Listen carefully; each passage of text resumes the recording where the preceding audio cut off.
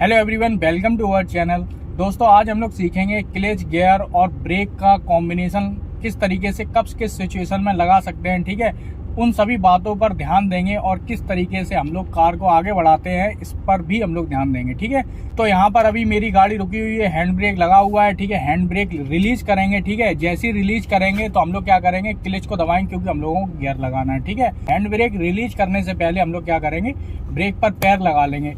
ठीक है, अगर समतल जगह है तो कोई दिक्कत की बात नहीं है। ठीक है, तो यहाँ पर क्या करेंगे, देखिए हैंड ब्रेक को हटाते हुए पहला गियर लगाएंगे और हम लोग अपना पैर जो है वो शिफ्ट करेंगे एक्सीलेटर पर। ठीक है, और हल्का हल्का क्लच जैसे ही छोड़ेंगे तो उसी हिसाब से हम लोग क्या करेंगे, एक्सीलेटर को भी लेते रहेंगे। ठीक है, हल्का हल्का सा उधर से छोड़ा, मतलब क्लच को छोड़ा और एक्सीलेटर को लिया हल्का हल्का सा। ठीक है, और बीच में आगे कोई एक ऐसा पॉइंट होगा कि आपकी गाड़ी आगे बढ़ जाएगी। ठीक है, यहाँ पर फिर से हम लोग देखेंगे, देखिए यहाँ पर समझने की कोशिश करेंगे और एकदम से आपको उठानी है, बिल्कुल जैसे जो प्रो ड्राइवर होते हैं वो लोग क्या करते हैं। तो देखिए यहाँ पर क्लच को छोड़ेंगे। ठीक है, क्लच को छोड़ेंगे, लेकिन यहाँ पर एक बात याद रखेंगे, अगर एकदम से उठानी है और स्मूथली चलानी है शुरुआती में, ठीक है, जैसे उस ट्रॉली तक, तो क्या करेंगे, हम लोग एक्सीलेटर को ले लेंगे। ठीक है, एक्सीलेटर को थोड़ा सा ज्यादा ले लेंगे। ठीक है, और उस हिसाब से क्लच को छोड़ते हुए चले जाएंगे। देखिए ध्यान से, एक्सीलेटर ज्यादा लिया और छोड़ा और गाड़ी आगे बढ़ गई।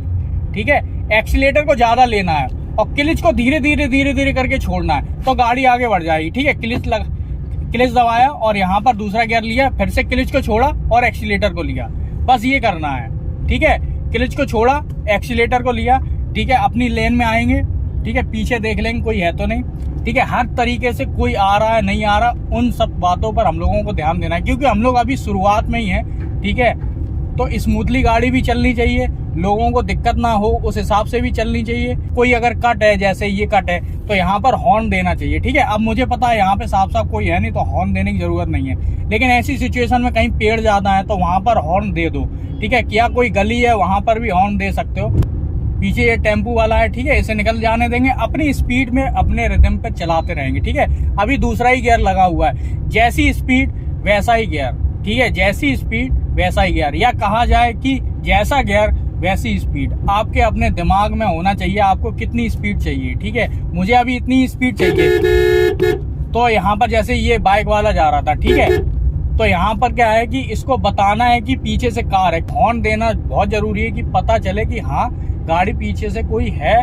ठीक है, उसका भी ध्यान रखना है। तो इस रिदम में चल रही है। अब मैं तीसरा गियर लगाऊंगा। ठीक है, अब जैसे ये है, ये पेड़ है, तो यहाँ पर मैंने एक हॉर्न दे दिया। ठीक है, बाई चांस की बात है पेड़ के पीछे से कोई आ रहा हो, एकदम से कोई साइकिल वाला और हम लोगों को नहीं दिख रही है। ठीक है, तो यहाँ पर इस तरीके से, और बार बार आपको ORVM देखने हैं, बार बार आपको बैक वाला देखना है, पीछे से कौन कितनी गाड़ियां आ रही हैं। ठीक है, और हमेशा याद रखना कि कभी भी आप थोड़ी सी भी अगर आप मोड़ रहे हो इधर से या इधर कर रहे हो, थोड़ा सा भी कट मार के आप आगे निकलना चाह रहे हो, तो जरूर आपको अपने ORVM चेक करने हैं। लेकिन शुरुआत में ये गलतियां बहुत ज्यादा हो जाती हैं। ठीक है, अभी देखिए मैंने क्लच को पूरा छोड़ रखा है दूसरे ही गियर पर। ठीक है, अभी मैं तीसरा गियर लूंगा। ठीक है, क्लच को दबाया और क्लच छोड़ा, एक्सीलेटर लिया। ठीक है, क्लच छोड़ा, एक्सीलेटर को लिया, मतलब ज्यादा दिमाग नहीं लगाना है, यहाँ छोड़ा और वहां से लिया, वो कॉम्बिनेशन बनाना पड़ेगा। और ये जो कॉम्बिनेशन है ये आप जब गाड़ी को चलाओगे तब आएगा। ठीक है, यहाँ पर एक और बात मैं आपको बता दूं, जैसे मैं दोनों हाथों से पकड़े हूँ, तो शुरू में आप दोनों हाथों से चलाइए, किसी की बात मत मानिए। ठीक है, आपको अगर अपना कॉन्फिडेंस बिल्डअप करना है, कॉन्फिडेंस नहीं आ रहा है जब तक, तब तक आप एक हाथ से नहीं चलाइए बिल्कुल भी। ठीक है, तो यहाँ पर मुझे राइट हैंड पे, यहाँ पर मुझे लेफ्ट पे मुड़ना है तो मैं इंडिकेटर दूंगा और पीछे से देख लेंगे कौन सी बाइक आ रही है, कोई आ तो नहीं रहा है, धीरे धीरे से मोड़ेंगे। ठीक है, धीरे धीरे से मोड़ेंगे। यहाँ पर पीछे वाले को भी प्रोटेक्शन, पीछे वाला भी समझ जाए कि ये धीरे धीरे मोड़ रहा है। ठीक है, और उस हिसाब से हमें भी अपनी गाड़ी को उतना ही इस गाड़ी से दूर रखना है, क्योंकि स्लो चलाने पर ही ऐसा होगा कि आप धोखे में नहीं रहोगे और ना दूसरा धोखे में रहेगा। ठीक है, कि आप कहाँ मोड़ रहे हो, क्या कर रहे हो। ठीक है, लेकिन आप तेज चलाओगे तो आपका जजमेंट गलत हो सकता है। ठीक है, कहीं पर भी आपको काटनी है, क्या करना है क्या नहीं करना, वो तेज चलाने पर ही गड़बड़ होता है। जितने भी मोस्टली एक्सीडेंट होते हैं वो तेज चलाने पर होते हैं। ठीक है, लेकिन अब जब आप सीख रहे हो तो स्लो सीखिए। और एक बात याद रखिए कि जितने भी लोग स्लो चलाते हैं वो क्या है कि कॉम्बिनेशन को बनाते हुए चलाते हैं, कब रोकनी है। ठीक है, कितनी दूर चलाना है कि आपकी कार रुक जाएगी। ठीक है। तो इससे क्या है कि आपकी प्रैक्टिस अच्छी होती है। स्पीड में प्रैक्टिस अच्छी नहीं होती है। स्पीड में क्या है कि आप क्लच छोड़ दोगे, चौथे पांचवें गियर पे चल रही होगी, ठीक है। यहाँ पर देखिए मुझे क्लच लगाना पड़ा, ठीक है, ब्रेक लगाने के लिए, ठीक है। इस तरीके से हम लोग देखिए तीसरा गियर है, दूसरा गियर करेंगे, स्पीड के हिसाब से गियर कर लेंगे, ठीक है। तो ये चीज होती है स्लो में, तो ये चीज स्लो में होती है।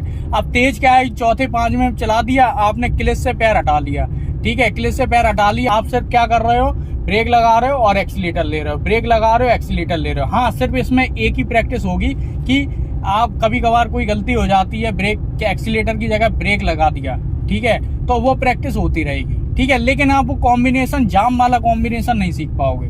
तो ये सारी बातें हैं, ठीक है। तो कौन कौन सी बातें हैं, डोर सही से लगाना है, ठीक है। और यहाँ पर क्या है, सीट बेल्ट तो लगानी है, ठीक है, शुरुआत में आदत बनाने के लिए, ठीक है। अब सामने मुझे क्लच दबाना पड़ेगा ब्रेक लगाने के लिए, ठीक है।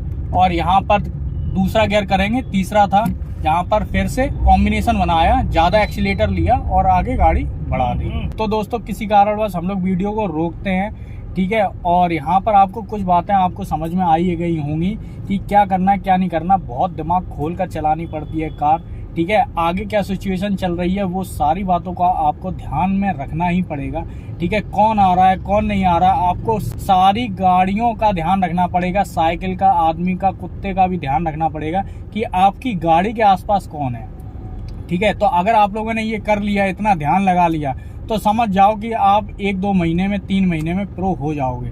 सिर्फ ध्यान लगाने से मैं बता रहा हूँ, ठीक है। क्योंकि ध्यान लगाओगे तो आपका जोर पड़ेगा दिमाग पर और आपकी कार आगे बढ़ेगी। मेरी बात समझ रहे हो, कैसे कॉम्बिनेशन बनाना है, क्या करना है, हर तरीके से आपका दिमाग हर एक सिचुएशन में जाएगा, ठीक है। शुरुआत में क्या है कि आप सिर्फ सामने देखोगे, ठीक है, क्लच पर ध्यान नहीं दोगे, गाड़ी बंद हो जाएगी, ठीक है। ये 1-2 दिन, 3 दिन, 10 दिन ऐसा चलता रहता है। 15वें दिन आपसे ये गलती बहुत कम होगी, ठीक है। कभी ऐसी सिचुएशन आ जाएगी, कोई जाम वाली सिचुएशन आ जाएगी, तभी आपकी गाड़ी रुकेगी तो रुकेगी, ठीक है, नहीं तो नहीं रुकेगी। और मुझे लगता है कि जाम में आप चलाना 1.5 महीने बाद, ठीक है। तब तक आप किसी और के साथ चलाइए जो आपको सिखा रहे हैं, ठीक है, उनके साथ 1.5 महीने तक चलाइए, ठीक है। और किसी दिन अकेले मिल जाए तो अकेले चलाना बहुत जरूरी है, डर खत्म करने के लिए, ठीक है दोस्तों। तो मिलते हैं नेक्स्ट वीडियो में। अगर आपको ये वीडियो समझ में आया तो लाइक कर सकते हैं, सब्सक्राइब कर सकते हैं। पूरा वीडियो देखने के लिए आपका बहुत बहुत धन्यवाद।